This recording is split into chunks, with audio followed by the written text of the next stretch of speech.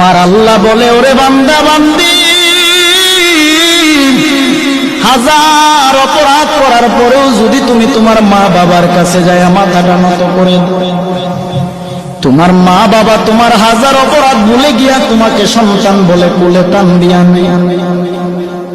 কিন্তু তুমি এমন গুনাহ করেছো যেই গুনার খবর কেউ জানে না, আল্লাহ জানে। আল্লাহ বলে, ওরে বান্দা বান্দি, আমি আল্লাহর 100 ভাগ মায়া, 1 ভাগ মায়া আমি আল্লাহ দুনিয়ার মানুষের অন্তরে দিলাম, আর বাকি 99 ভাগ মায়া আমি আল্লাহ গায়বী খাজানায় রেখে দিলাম।